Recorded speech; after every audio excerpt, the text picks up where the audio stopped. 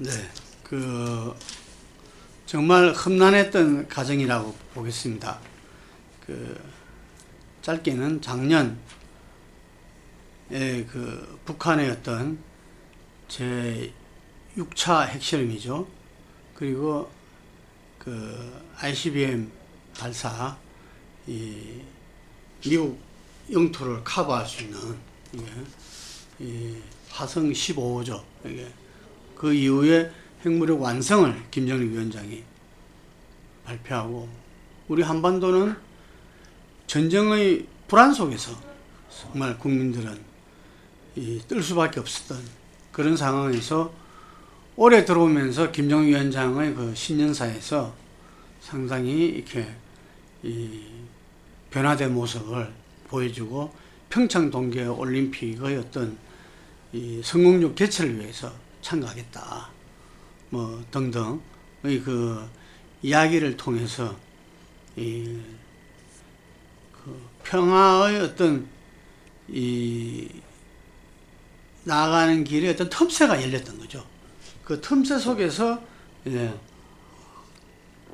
줄기차게 문재인 대통령이 어떤 평화 공세를 했고, 그 연장선상에서 드디어 제3차 남북 정상회담이 이루어지고,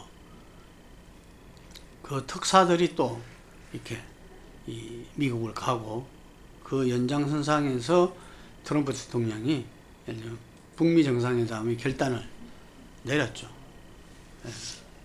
그래서 쭉 협의를 진행하다가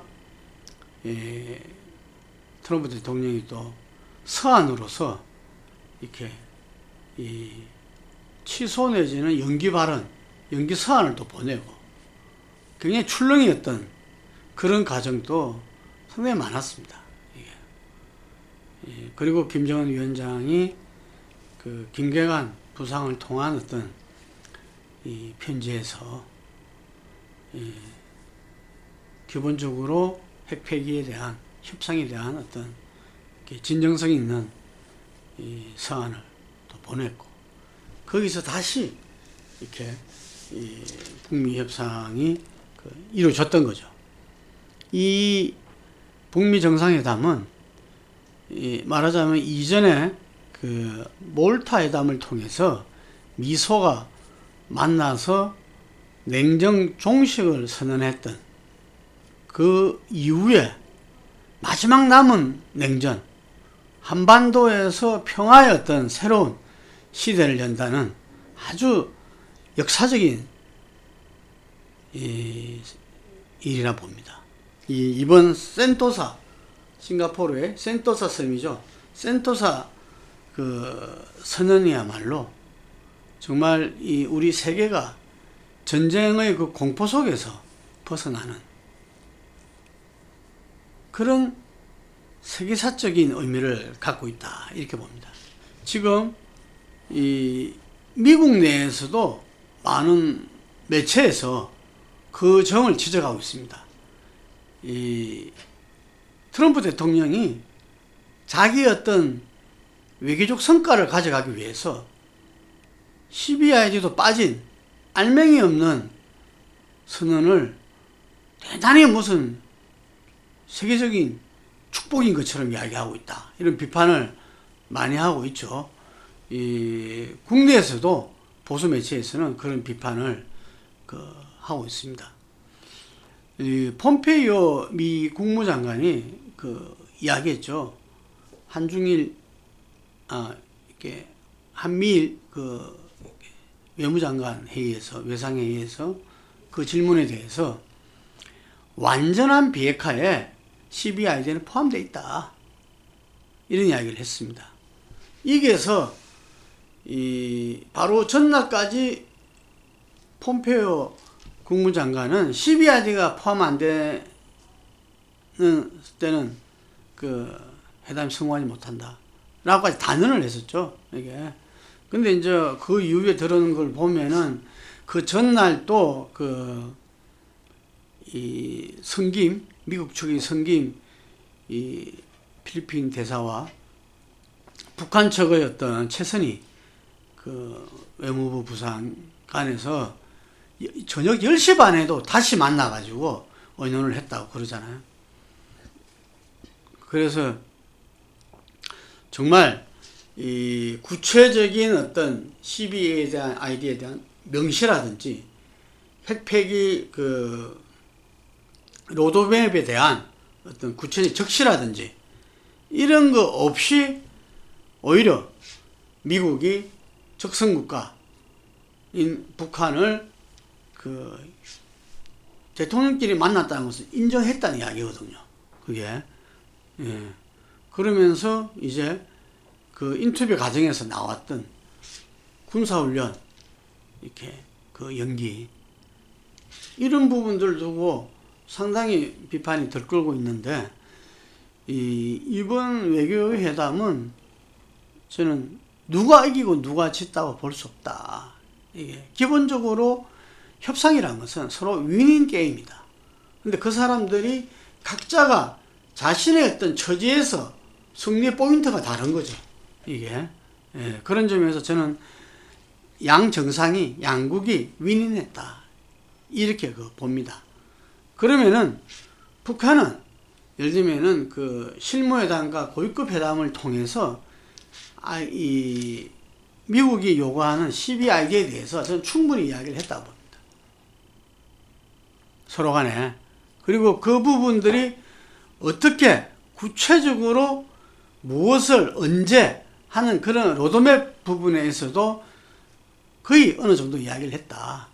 그래서 트럼프 대통령이 인터뷰 때 미사일 발사대를 갖다 폐기한다고 이야기했잖아요. 그걸 갖다 자발적 핵폐기라고 이런 표현을 쓰는데 어쨌든 그런 모습들이 그 트럼프 대통령도 이야기하고 폼페이 국무장관도 이야기했듯이 빨리 그런 선제적인 조치들이 이루어질 것이다.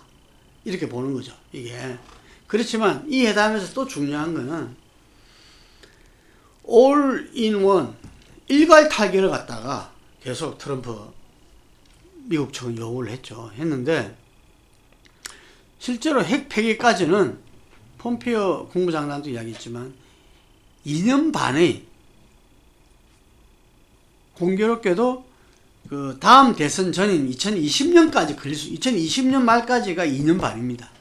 예. 2년 반은 걸릴 수밖에 없다. 라는 점을 갖다가 상호 인식을 동의했다는 사실. 저는 이게 굉장히 중요한 점이라고 보여지고요. 예. 북에 대한 어떤 그 체제 보장, 이 부분도 어쨌든 간에 적성국가인 북한을 세계 무대에 정상국가로서 어떤 가는 길을 열었다. 뭐 이런 부분들이 중요하고, 그리고 그 한미 군사훈련, 이 부분들이 지금 논의가 진행 중이지만, 미국과 우리 측에서 논의가 진행 중이지만 아마 이 부분들이 서로 성실한 협상 과정에서는 있을 수 없다고 이야기를 했잖아요. 이게. 그래서 그 부분도 지금까지 북이 그렇게 주장했던 거거든요. 우리하고 협상하고 대화하고 한다면서 왜 이런 이 전쟁 영속을 갖다가 압도적인 군사력을 가지고서 계속 하느냐. 이 부분도 상당히 획기적인 것이다. 이렇게 보여지고, 이럴 때 그 북에 대한 어떤 제재 완화, 이 부분들은 트럼프 대통령은 비핵화가 20% 정도 진행되면 되돌릴 수 없다. 그때 이 제재 완화를 시사를 했어요.